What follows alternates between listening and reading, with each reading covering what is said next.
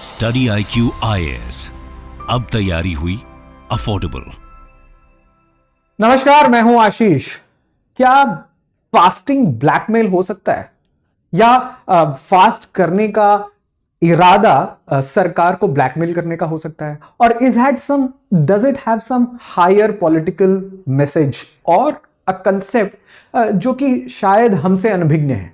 जो केस हमारे सामने है, देश के सामने है, वो है फार्मर लीडर जगजीत सिंह डल्लेवाल का, जिन्होंने 32 दिनों से पंजाब में अपने अनशन को नहीं तोड़ा, अन्न को त्याग दिया है। और साथ ही साथ ही has been at almost the ventilator support. साथ ही साथ सुप्रीम कोर्ट ने पंजाब गवर्नमेंट को, पंजाब के डीजीपी को और पूरे महकमे को हड़काया हुआ है that if you don't take mister Dallewal out to the nearest hospital and force feed him, तो आप पर कंटेम्प्ट लग सकता है। यानी कि कोर्ट इनके अनशन पर काफी गंभीर है। सरकार चाह रही है कि इनका अनशन कम से कम टूटे, और शायद अगर ना टूटे तो कम से कम उन्हें उनके हेल्थ के हिसाब से फैसिलिटीज मिले।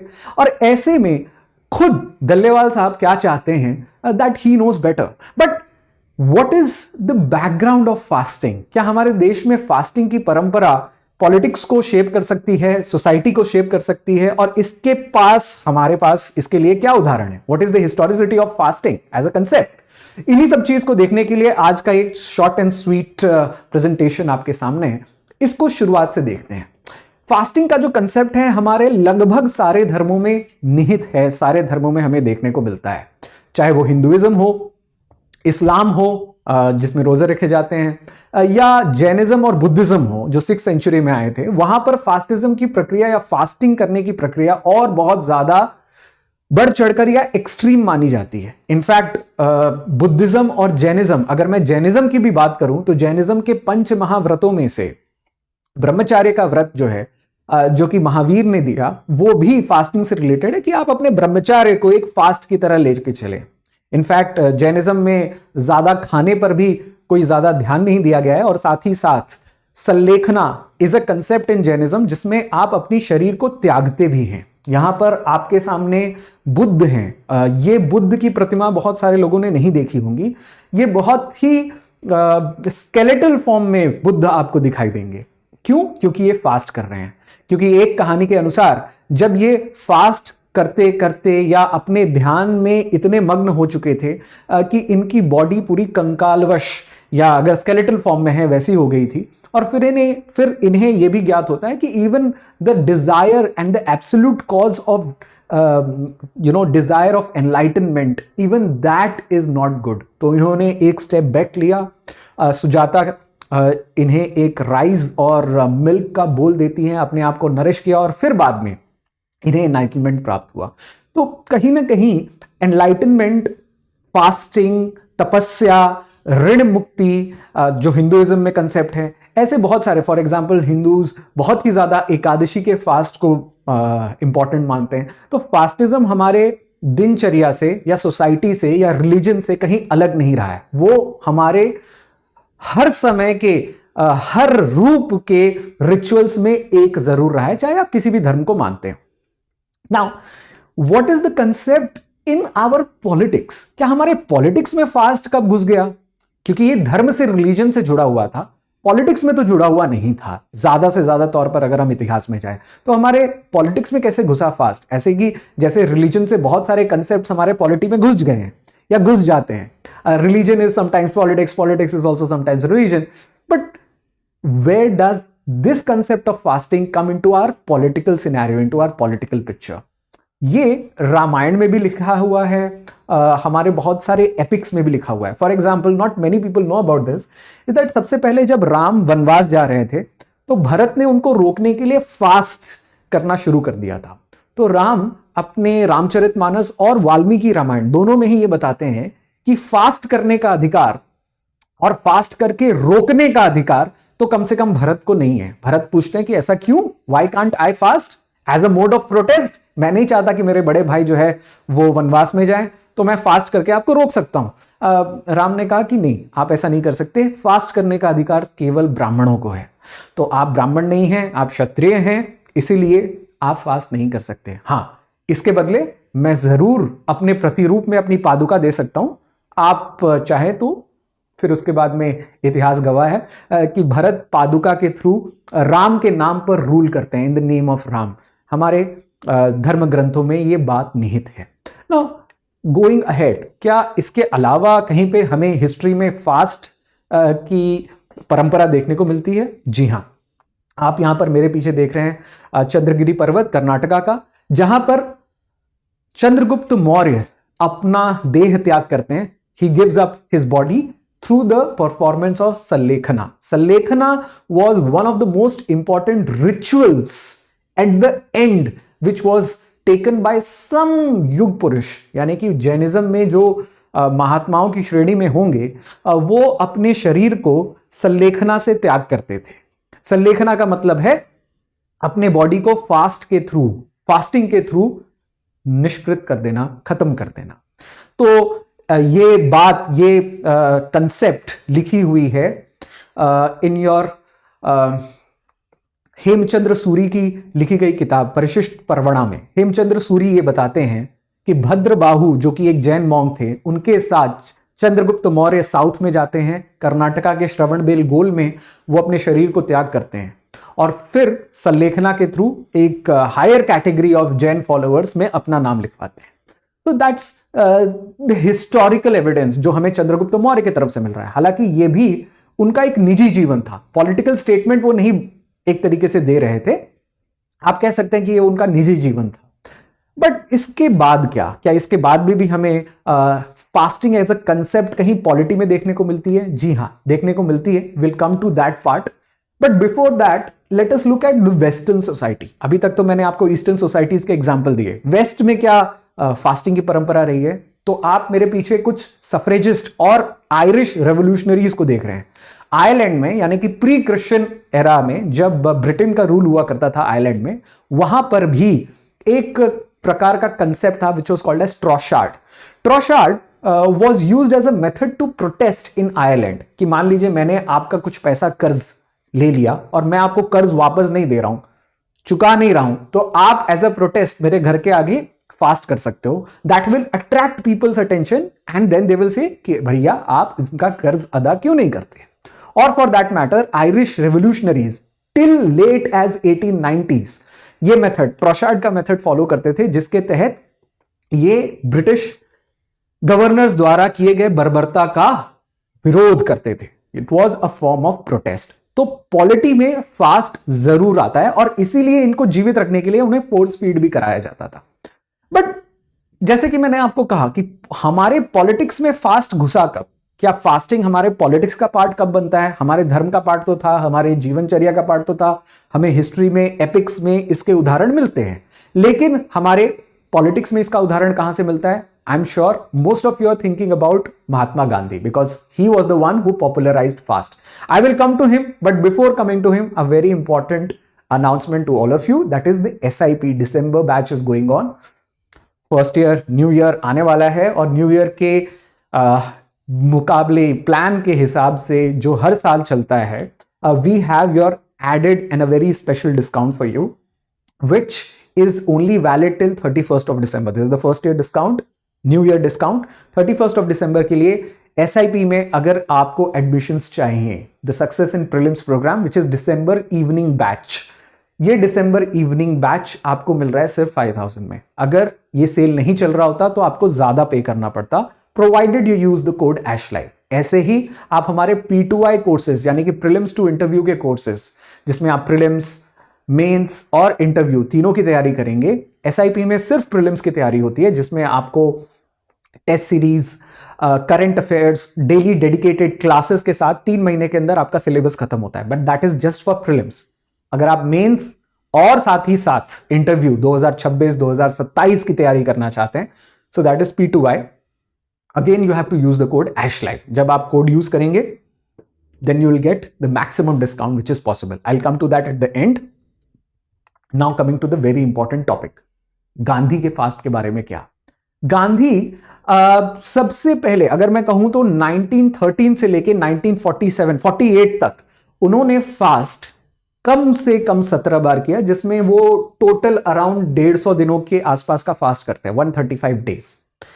ये फास्ट अलग अलग दिनों में अलग अलग कारणों से वो करते रहे। कोई भी ऐसा फास्ट इनडेफिनेट फास्ट नहीं था, यानी कि आमरण अनशन नहीं थे, except for the Poona pact के लिए जो उन्होंने फास्ट किया था, जो कि वो गेरवड़ा जेल में रहते हुए कर रहे थे। तो 1932 का वो एक फास्ट, उसके अलावा और किसी फास्ट के लिए उन्होंने आमरण अनशन नहीं किए। लेकिन जैसा कि आप समझ सकते हैं कि 135 दिनों का फास्ट उन्होंने 1913 से लेके 47 तक के बीच में अलग अलग टाइम पीरियड पर किए। ऐसे में इनका फास्ट के प्रति जो डेवलपमेंट होता है एक थियरी का कि फास्ट किसे करना चाहिए, भूख हड़ताल किसे करनी चाहिए और कैसे करनी चाहिए, ये देखने योग्य है। Actually he is the only one who gives a philosophy about fast. Philosophize जो करने वाली जो परंपरा है ना, कि आप फिलॉसफी दे रहे हो, तो वो ये फास्ट के बारे में फिलॉसफी देते हैं, जो कि बाकी के धर्म ग्रंथों या पॉलिटिकल लिटरेचर में हमें अवेलेबल नहीं है। There is one very special instance जो सबसे पहले वो फास्ट करते हैं, वो था साउथ अफ्रीका का फीनिक्स आश्रम। फीनिक्स के आश्रम में उन्हें पता चला कि कुछ उनके इनमेट्स, यानी कि उस आश्रम में कुछ लोग एडल्ट्री करते हुए पकड़े गए, यानी कि they were engaging into maybe intercourse, and that is why Gandhi ji जो कि अपने आश्रम में स्ट्रिक्ट ब्रह्मचर्य का पालन करना आवश्यक है, particularly for those who are not married, ये रूल्स के साथ वो चलते थे, उन्हें बहुत खराब लगा। तो अपने इनमेट्स के पापों के लिए, सो कॉल्ड जो उन्हें लगा वो पाप है, उसके पापों के प्रायश्चित के लिए उन्होंने सबसे पहले फास्ट किया, और फिर उनके फास्टिंग की फिलॉसफी डेवलप होती है। गांधी हमेशा कहते थे कि physical fasting is not accompanied by mental fasting, it is bound to end in hypocrisy and disaster. शायद गांधी की यह बात 100% आज के जमाने में सही बैठती है कि अगर आप फिजिकल फास्टिंग कर रहे हैं लेकिन आपका मेंटल फास्टिंग नहीं चल रहा है। मेंटल फास्टिंग मतलब आप खाने से तो अपने बॉडी को रोक रहे हैं, यानी कि आप प्योरीफाई कर रहे हैं अपने आप को, टॉक्सिक एलिमेंट्स आपके बॉडी से निकल रहे हैं, लेकिन साथ ही साथ जब आप मानसिक तौर पर फास्ट नहीं कर रहे हैं, जब आप सारे विचारों के साथ घुल मिलकर अपने आप को दूर नहीं कर देते, यानी कि आप जब शून्य की स्थिति में नहीं बैठ जाते, तो फिर फिजिकल फास्टिंग और मेंटल फास्टिंग करने और ना करने के बीच में एक हिपोक्रेसी होती है, यानी कि आप एक पाखंड के तौर पर फास्ट कर रहे हैं। क्या हम इस पाखंड को अपने बीच में होते हुए देख सकते हैं? For example, I will tell you to contrast the two fast which was taken by Anna Hazare. एक जो उन्होंने पहले लिया, जिसके बाद लोकपाल मूवमेंट शुरू हुआ, और उसके बाद हमने देखा कि एक नई पार्टी देश के अंदर उभर कर पैदा हो गई, और फिर दूसरे बार भी उन्होंने फास्ट किया जब वो ममता बनर्जी के साथ दिल्ली में आए, और फिर उनके फास्ट में कोई ज्यादातर लोग पहुंचे नहीं थे। ऐसा क्यों कि एक बार अन्ना हजारे लाखों की भीड़, करोड़ों की भीड़ की जनता को अपने ओर पर आकर्षित कर लेते हैं, लेकिन जब दूसरी बार वो फास्ट करने जाते हैं तो उनके फास्ट में चंद हजार नहीं, सैकड़ों लोग भी नहीं आ पाते, कुछ 100 लोग भी नहीं आते। Why does that hypocrisy comes up in front of us? Gandhi कहते थे कि फास्टिंग आपके मन और तन दोनों को शुद्ध करने के बराबर है, लेकिन अगर आप फास्ट अपने आप को कमजोर कर रहे हैं, फास्ट करके अपने आप को एक प्रकार से इनसिग्निफिकेंट बना रहे हैं, फास्टिंग आपको मजबूत करनी चाहिए। फॉर एग्जांपल, वो कहते थे कि सत्याग्रही का काम, एक जो सत्य आग्रह कर रहा है, यानी कि जो सत्य के लिए लड़ रहा है, फास्टिंग उसको प्योरीफाई करता है, उसे बल देता है, उसके कॉज जो उसका सही कॉज है उसे और इंपॉर्टेंस देता है। लेकिन फास्टिंग का यह मतलब भी नहीं है कि फास्ट करते करते आप खुद ही खत्म हो जाएं और वो कॉज जिसके लिए आप लड़ रहे थे वो भी खत्म हो जाए। तो 2-3 प्रकार के फास्ट्स हमें देखने को मिले। We have to see some examples of fasting in our history, जो हमें एक सक्सेसफुल या नॉन सक्सेसफुल फास्ट के बीच में ले जाएगा। फॉर एग्जांपल, अगर मैं इनकी याद आपको दिलाऊं तो शायद आप समझेंगे कि लोगों के बीच में फास्टिंग का महत्व है क्या। फॉर एग्जाम्पल, आप अपने सामने एक रेवोल्यूशनरी लीडर को देख रहे हैं जिन्होंने हमारी आजादी की लड़ाई लड़ी। इनका नाम है स्वर्गीय जतिन दास, और इन्होंने 63 डेज 63 दिनों का फास्ट अपने साथी के साथ, भगत सिंह के साथ जेल में रहते हुए किया।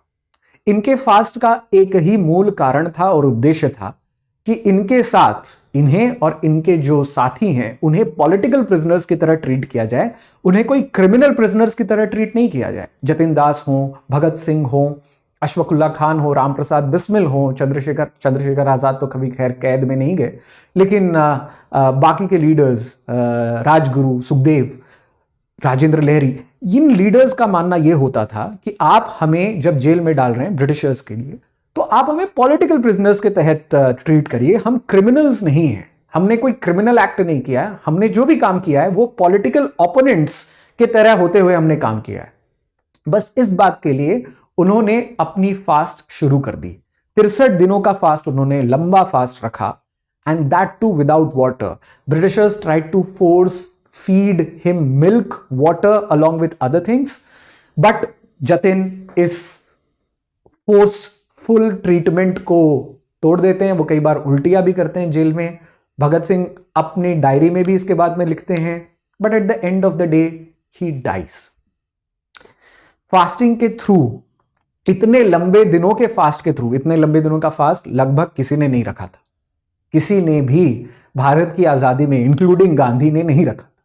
बट एक साथ अनविरत नॉन स्टॉप इतने दिनों का फास्ट जतिन दास रखते हैं और ये अपना नाम अमर शहीदों में लिखवाकर चले जाते हैं। बट क्या ब्रिटिशर्स को इससे कुछ फर्क पड़ा? भगत सिंह को उन्होंने फांसी पर चढ़ाया ये कह के कि वो एक क्रिमिनल कॉन्स्पिरेटर थे लाहौर कॉन्स्पिरेसी के केस में। उन्हें पॉलिटिकल स्टेटस देने से भी ब्रिटिशर्स कतराते रहे।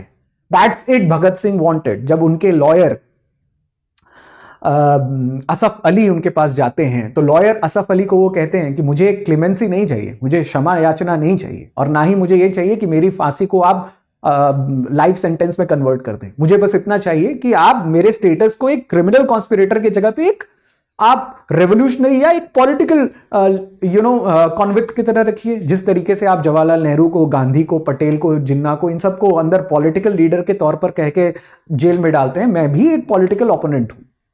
That's it. और वो भी स्टेटस उन्हें नहीं मिला। लाहौर कॉन्स्पिरेसी के केस में उन्हें लाहौर के सेंट्रल जेल में आनन फानन में फांसी देकर उनके बॉडी को डिसमेंबर करके फेंक दिया गया। सो फास्ट का कोई ज्यादा असर नहीं पड़ा। फास्ट का असर उसे पड़ता है दोस्तों जो आपके प्रति सेंसिटिव हो, जो आपके प्रति संवेदनशील हो। ब्रिटिश सरकार इन रेवोल्यूशनरीज के प्रति संवेदनशील नहीं थी। देश अगर आपके प्रति संवेदनशील है या लोग कोई आपके प्रति संवेदनशील है, ये एक एथिक्स की भी क्लास स्टडी है, तो फास्ट का कोई मतलब पड़ता है। मैं एक एग्जांपल और दूंगा। यहां पर जतिन दास की बॉडी है। एक एग्जांपल मैं आपको और दूंगा। देश की आजादी के बाद एक नेता और, उन्होंने अराउंड 53-56 डेज का फास्ट रखा। मैं बात कर रहा हूं पोट्री श्री रामलू की। पोट्री श्री रामलू ने सबसे पहले देश में स्टेट्स को लैंग्वेज या लिंग्विस्टिक रीऑर्गेनाइजेशन के बेस पर मनाने की बात की। उन्होंने मद्रास प्रोविंस से अलग हटते हुए तेलुगु स्पीकिंग प्रोविंस आंध्र प्रदेश की बात की, और इसके लिए वो लगातार 56 डेज के फास्ट पर बैठे। After that he died. उसके बाद देश में और कोहराम मचा। साउथ इंडिया में और पर्टिकुलरली कांग्रेस के दफ्तरों में बहुत ज्यादा आगजनी होने लगी। इनफैक्ट कांग्रेस के लीडर्स जो पहले थे, उन्होंने एक जेवीपी कमेटी बनाई थी, जवाहरलाल नेहरू, वल्लभ भाई पटेल एंड पट्टाभी सीतारमैया, जिसने कहा था कि देश में नए स्टेट्स लैंग्वेज के आधार पर बिल्कुल नहीं बनेंगे। It was after the death of potty Shri Ramulu, जिसके बाद ही स्टेट्स रीऑर्गेनाइजेशन कमीशन फजल अली के अंदर यह निर्देश देता है कि लैंग्वेज एक आधार बन सकता है स्टेट्स को बनाने का। और उसके बाद आप सबसे पहले आंध्र प्रदेश का निर्माण देखते हैं। पोट्टी श्री रामलू का यह त्याग, his body itself was given up for the sacrifice, यह त्याग आंध्र प्रदेश को जन्म दे रहा था और one of the very first language based states. इसके बाद महाराष्ट्र, गुजरात और अन्य बहुत सारे राज्य लैंग्वेज के बेस पर निर्माण होने लगते हैं देश में। But look at, I would like to say, आप जो लेटेस्ट स्टेट बना, मतलब अर्लीस्ट स्टेट आंध्र प्रदेश और लेटेस्ट स्टेट 2014 में तेलंगाना। तेलंगाना की मांग के लिए के सी चंद्रशेखर राव, उन्होंने बस 14 दिन का फास्ट रखा। because he was a leader of a very big political party. He is a leader of a very big political party, right? BRS, Bharat राष्ट्र समिति, पहले ये तेलंगाना राष्ट्र समिति हुई करती थी. तो कांग्रेस के टाइम पीरियड पे उन्होंने फास्ट रखा, जब कांग्रेस की सेंटर में स्टेट हुआ करती थी, सेंटर में सरकार हुआ करती थी, मनमोहन सिंह प्रधानमंत्री थे, तब इन्होंने केवल 14 दिन का फास्ट रखा. 14 दिन के बाद जैसे ही इनकी हेल्थ डिटीरिएट होने लगी, तो आप देखते हैं तेलंगाना का फॉर्मेशन हो चुका था. वही तेलंगाना, वही सबसे पहले स्टेट आंध्र प्रदेश को काट कर बन रहा था, राइट? और एक अनसक्सेसफुल फास्ट आप यहां पर देखेंगे आयरोम शर्मिला जी को. 16 साल 2000 से 2016 तक इन्होंने फास्ट रखा मणिपुर के इशू पर. और मणिपुर के इशू पर क्यों फास्ट रखा? बिकॉज उन्हें चाहिए था कि मणिपुर से armed forces special powers act को हट जाना चाहिए, आफ्स्पा को हट जाना चाहिए. 2000 से 2016 आ चुका था. 2 सरकारें कांग्रेस की और 1 सरकार भारतीय जनता पार्टी की आई सेंटर में, और इन्हें आर्मी के द्वारा जबरदस्ती रखा जाता था इन हॉस्पिटल, और ये नेजल फीड के थ्रू 16 साल तक इन्होंने अपना जीवन व्यतीत कर दिया. The situation today in Manipur, AFSPA is yearning to come back again. आज जो मणिपुर की स्थिति है, आप और हम सब बहुत अच्छे से जानते हैं. So, examples of fast are there in our present day psyche. बस हमें थोड़ा सा हिस्ट्री को खंगालना है. मैं अपनी बात कंक्लूड करूंगा दल्लेवाल जी से पहले एक व्यक्ति के बारे में और बात कर 2018 में ये ज्यादा न्यूज़पेपर्स में कवर हुआ नहीं, लेकिन एक महानुभाव थे हरिद्वार में जिनका नाम था प्रोफेसर जीडी अग्रवाल. ये आईआईटी से रिटायर्ड प्रोफेसर थे और जीवन भर के लिए इन्होंने अपना काम गंगा की सेवा में लगा दिया. इनका एक ही डिमांड था कि गंगा को अविरल बहना चाहिए, विदाउट स्टॉपिंग.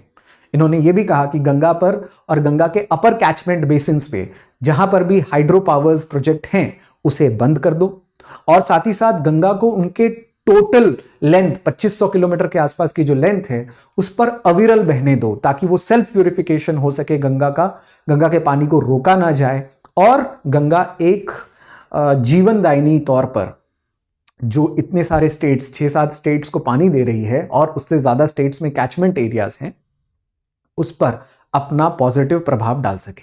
जीडी अग्रवाल अपने आमरण अनशन करते हुए ही डाइज. दल्लेवाल साहब का केस भी एक नोबल कॉज के लिए हो सकता है, लेकिन जैसा कि हमने देखा, फास्टिंग क्या स्टेट के ऊपर आपके इस प्रक्रिया को कोई असर पड़ती हुई देखती है? For example, state is very big, state has enormous responsibilities. जरूरी नहीं हो कि स्टेट और स्टेट के लोग आपके प्रति सेंसिटिव हों.